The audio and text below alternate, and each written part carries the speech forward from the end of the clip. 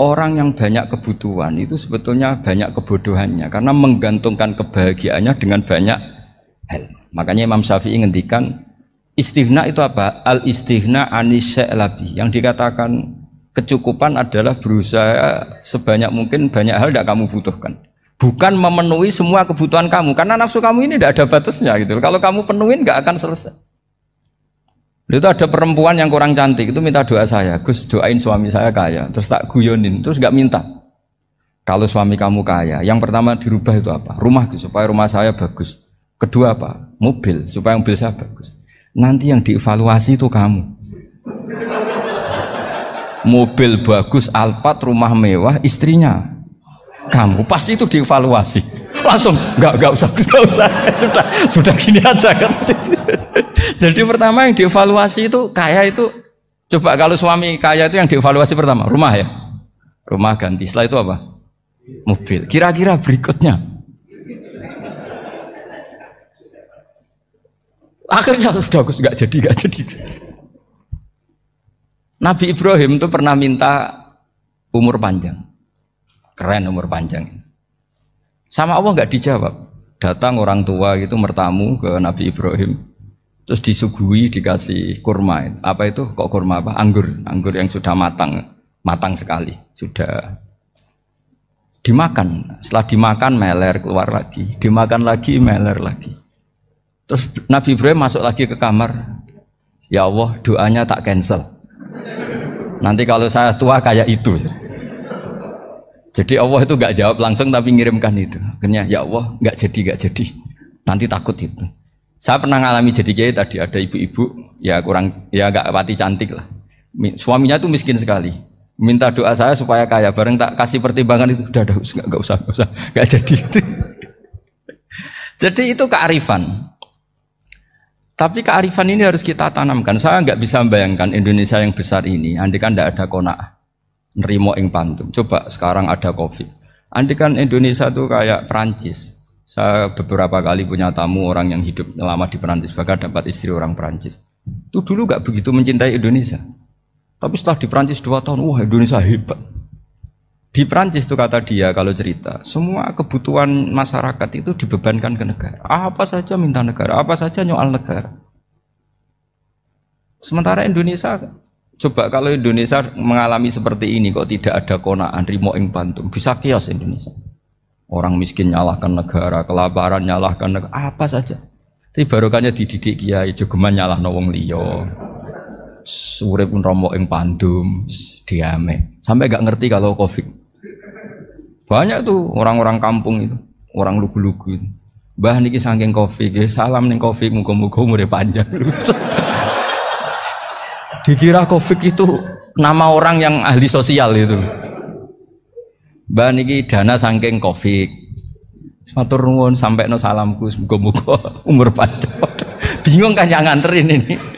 Ini gimana yang mau menjelaskan? Memang nggak paham. Ribet kan.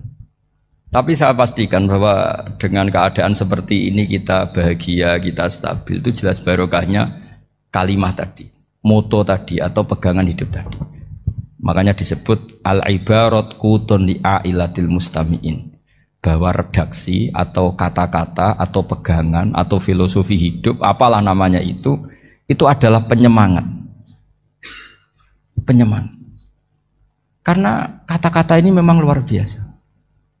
Ketika sahabat perang demi kebenaran, zaman itu ya pasti benar karena yang dibela Nabi. Dulu itu kan enak zaman Nabi, yang dibela mesti benarnya, musuhnya mesti salahnya. Sehingga dulu itu memang harus tegas. Kalau sekarang mau tegas gimana? Yang kamu bela tidak mesti benar, musuhnya tidak mesti salah. Ribet kan kalau misalnya saya tukaran sama Pak Rektor, kamu mau bela mana kan bingung.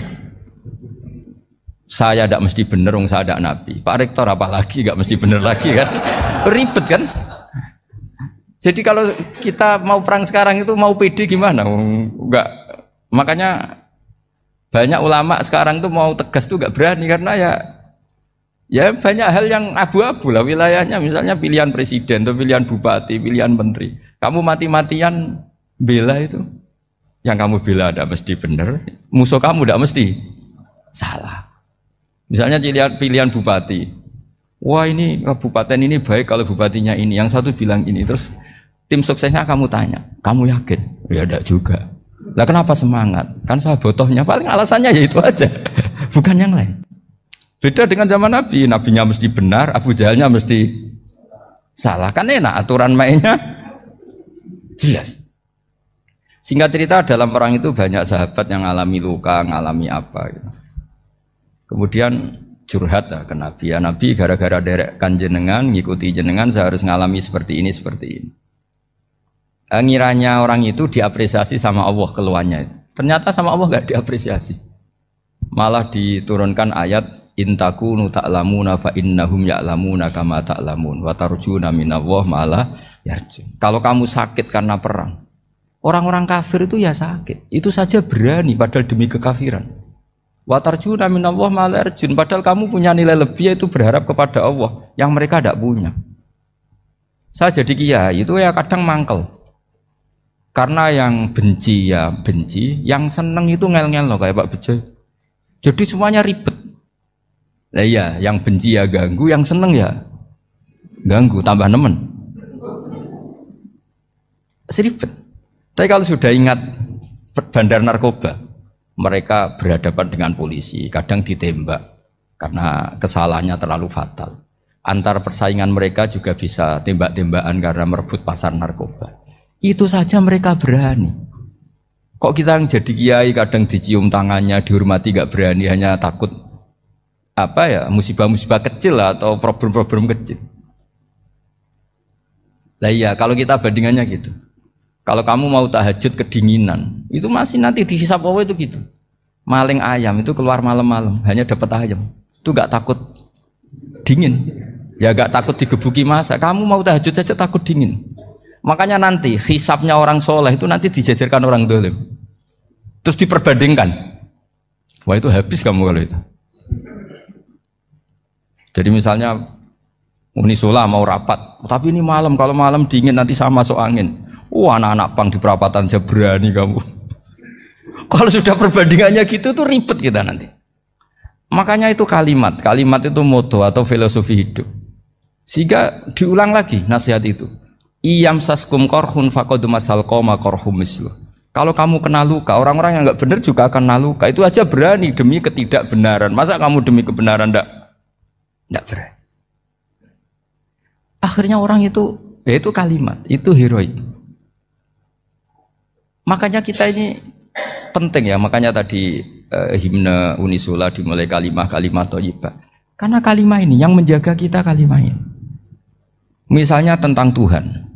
Kenapa orang Islam imannya kokoh seperti ini, termasuk yang sudah hidup di Amerika, di Australia, di mana-mana. Itu ya barokahnya ajaran atau barokahnya kalimah. Saya sebut kalimah saya pakai bahasa santri. Karena la ilaha illallah itu dalam tradisi santri disebut kalimatu haqqin alaiha nahya wa alaiha namut wa alaiha nub'ats. Ada yang riwayat wa biha nub'ats insyaallah taala minal aminin.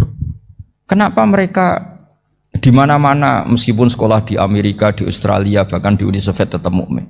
Itu barokahnya ajaran yang benar. Allah itu siapa? Tuhan. Tuhan itu sifat dasarnya apa? Awal. Dia harus wujud awal sebelum makhluk yang lain. Sehingga ketika ada negara yang maju, yang tertib, manajemennya tertib, masyarakatnya makmur, tapi punya Tuhan yang tidak seperti itu, tidak awal, itu sudah gak nyaman. Karena ndaklah keren Tuhan saya, karena Tuhan saya itu al-awwal, zat yang pertama. Tuhan saya keren lah, zat yang gak mati. Tuhan yang gak mati, yang gak pernah mengalami kematian. Sehingga tontonan atau yang dilihat kenikmatan-kenikmatan yang lain ini tidak mengubah dia pendirian tentang Tuhan. Karena mantapnya satu kalimat tadi bahwa Tuhan itu ya harus satu, harus awal, harus tidak mati, tidak rusak, tidak mengalami apa-apa yang membahayakan. Sehingga ketika ditawarin Tuhan yang lain meskipun menjanjikan secara finansial atau kemakmuran, mereka gak tertarik. Itu coba, itu barokahnya makmur apa barokahnya ajaran? Barokahnya ajaran. Sering negara Islam itu kalah makmur dengan mereka, tapi barokahnya ajaran ini tetap apa? Tetap Islam. Makanya Nabi Ibrahim, Nabi yang sukses bikin wa ja'alaha kalimatam baqiyatan fi aqibi. Sehingga kita kita ini bekti sama orang tua misalnya, itu ya karena ajaran. Suwargamu itu karek wong tuamu. Nak wong tuamu ridho, Allah ridho. Nak ora ridho, Allah ora ridho. Ridho wa fi ridhol walidain wa sakhatu wa sukhtu wa fi sakhatil. Sehingga ketika ada orang tua yang agak brengsek gitu, anak-anak tetap hormat. Punya orang tua yang miskin, yang sudah miskin, tukang tombok nomor, banyak kan di kampung gitu. Ya tetap hormat. Coba kalau dari awal kita ngajari orang tua kamu hormati ya, kalau baik, kalau tidak usah. Bisa geger Indonesia. Tapi barokahnya ajaran-ajaran itu Indonesia tertib karena ada ajaran.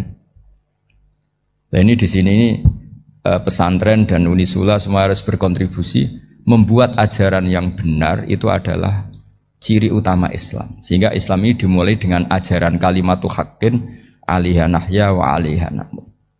Sehingga kita tenang seperti ini. Saya ini termasuk kiai yang tenang. Meskipun kata orang banyak saya ini kiai besar, tapi termasuk kiai yang paling tenang. Termasuk yang paling tenang. Karena saya ini pakai mazhab orang-orang hebat.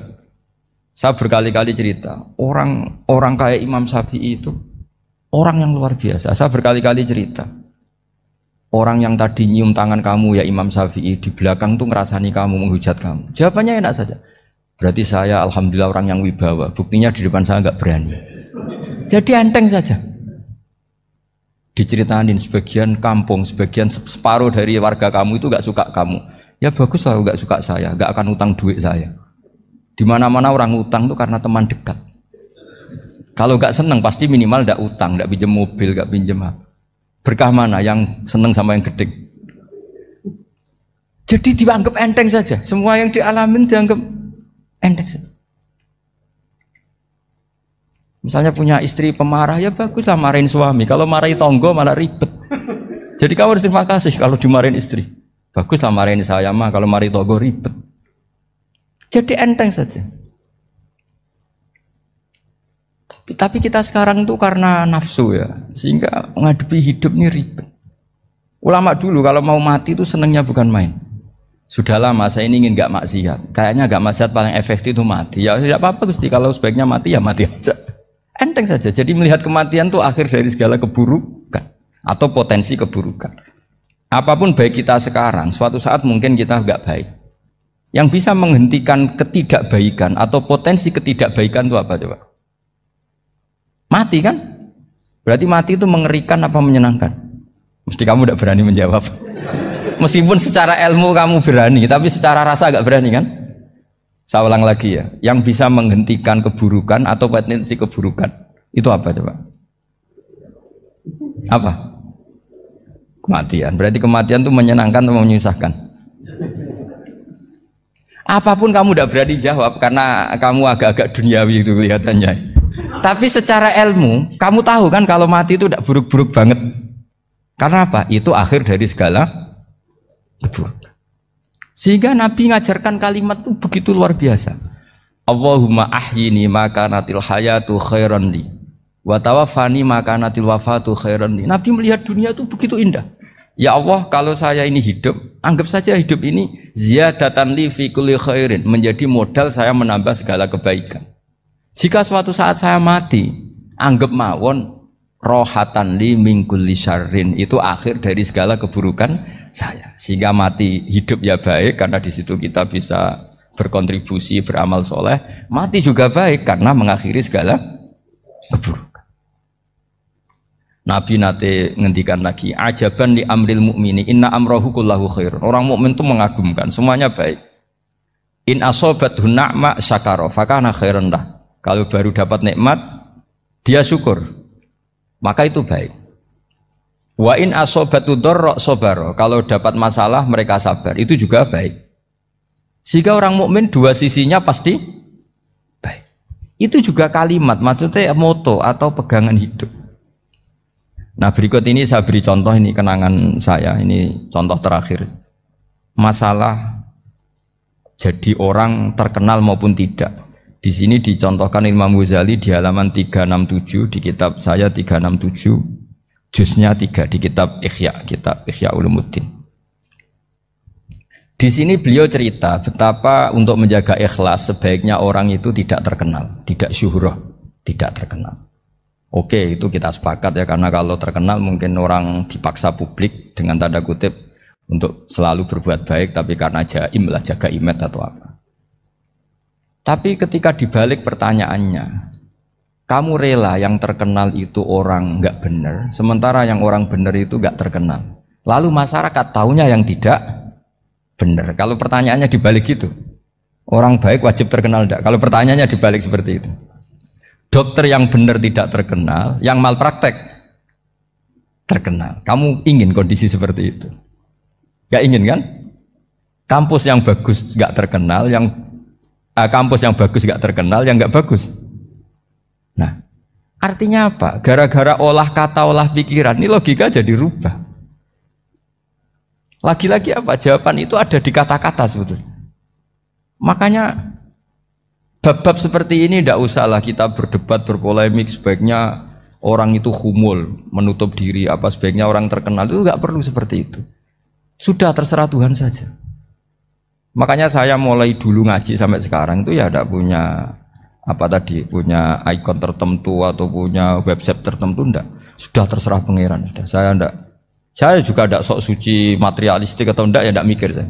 Bukan apa-apa ya, karena saya ini kiai, jadi biasa urusannya sama Allah, tidak sama makhluk. Jadi pusing kalau sama sarah-sarahnya makhluk itu pusing. Meskipun rektor kalau nasihati saya pasti tidak saya terima, itu tetap makhluk, itu sudah ada ngefek kalau saya itu sudah ada itu. Bukan karena saya sombong, ya memang makhluk betul gitu, bukan. Cuma nasibnya bejo aja, tapi makhluk tetap makhluk. Saya beri contoh ya. Ini makalah yang ditulis Imam Ghazali. Ya. I'lam aslahaka Allah anna aslal jah wa intisarus sayyid atau sayyidi wal istihar bahwa mazmum itu. Balil mahmudu al-khumulu illa man syaharahu wa ta'ala linasri dini min ghairi takallufi talabi syuhrati minhu. Jadi kalau kamu ingin ibadah kamu selamat, ya kamu jangan terkenal. Tapi resikonya adalah kalau kebaikan itu tidak terkenal, maka gak dikenali. Kalau gak dikenali berarti masyarakat hanya punya percontohan yang tidak baik, karena yang baik tidak terkenal. Jadi itulah ulama-ulama dulu. Jadi apa-apa itu dibanding-bandingkan. Kemudian nanti kelihatan, jawabannya itu kelihatan. Jadi ulama dulu itu biasa ngarang misalnya afatun nikah, sisi negatifnya nikah. Harus ngurmat istri, harus macam-macam, kalau terlantar itu ya dosa. Seperti tadi Pak Marsudi cerita, kalau orang ngapalkan Quran itu takut lupa, kalau lupa itu jadi dosa. Pertanyaannya, kalau semua orang takut lupa, takut dosa, semua orang nggak hafal Quran karena potongan-potongan lupa. Cara berpikir tidak seperti itu. Kalau berpikir ya namanya hafalan, ya inginnya hafal, kan nggak ingin lupa.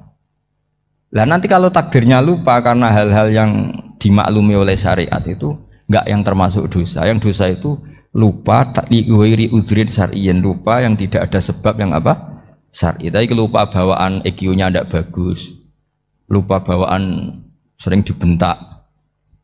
Oh itu enggak masalah karena bawaannya orang tertekan itu ya lupa. Coba kamu hafal Quran, terus punya kredit jatuh tempo, pas hari itu aku yakin enggak cerdas sudah. Itu bawaannya orang tertekan itu pasti lupa. Jadi ya saya teruskan ya. Jadi terus ada makalah yang sangat bagus sekali tentang itu. Saya baca ya. Wa yadullu ala dzalika anna Allah azza wa jalla amaral anbiya'a bi idharil amali lil iktida wa khassahum bimansibin nubuwah. Wala yajuzu ayyudhanna bihim annahum khurrimu afdolal amalen. Jadi orang yang terlalu mendewa-dewakan khumul itu menutup diri. Oke, itu baik, karena dengan khumul, dengan menutup diri Anda tidak riya, Anda tidak pamer.